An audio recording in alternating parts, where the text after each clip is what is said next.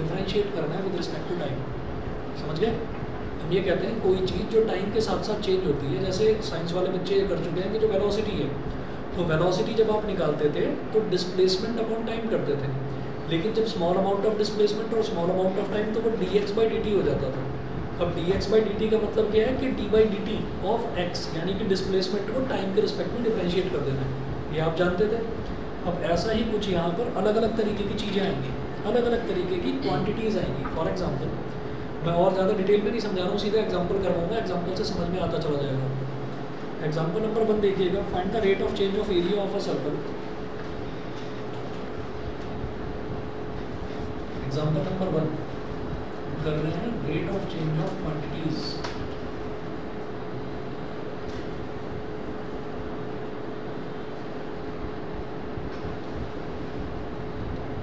Rate of change of quantities, तो क्या बोल रहे हैं, find the rate of change of the area of a circle per second with respect to its radius when r is equal to 5 centimetre.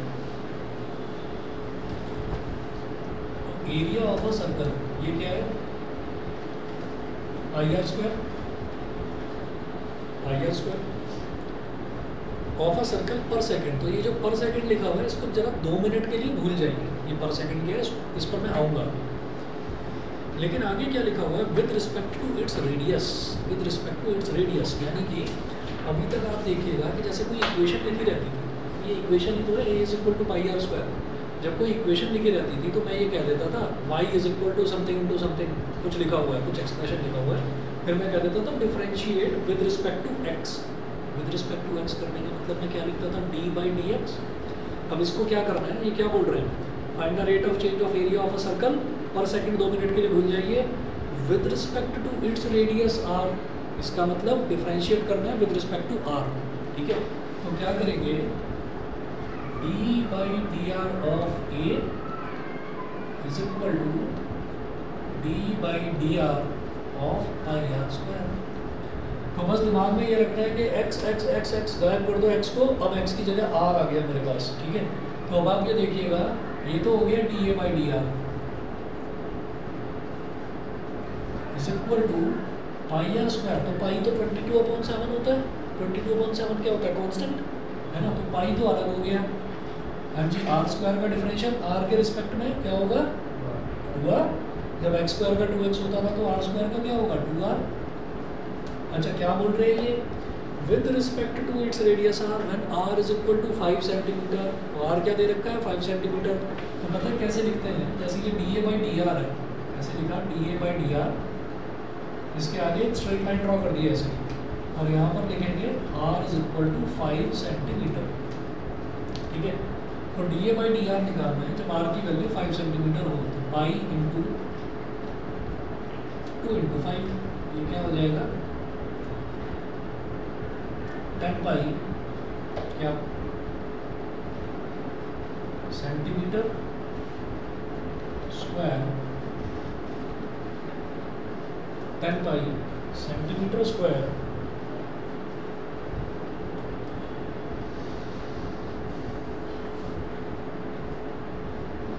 पर second. समझ गए?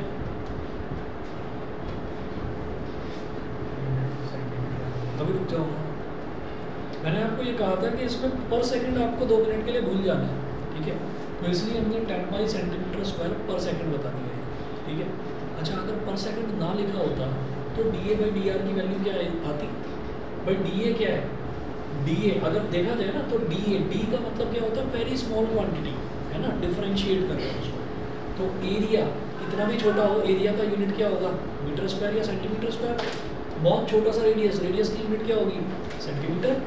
ऊपर centimetre square है, नीचे सेंटीमीटर है, तो क्या रह गया, सिर्फ सेंटीमीटर बचा। भाई इसकी यूनिट क्या है, सेंटीमीटर स्क्वायर, और इसकी यूनिट क्या है, सेंटीमीटर। तो 1 सेंटीमीटर से 1 सेंटीमीटर कट गया, तो dA/dr की प्रॉपरली यूनिट क्या होगी, सेंटीमीटर। तो इसलिए सेंटीमीटर लिखेंगे, सेंटीमीटर स्क्वायर नहीं लिखेंगे। और पूछा क्या था, पर सेकंड, तो पर सेकंड कर दिया। समझ गए?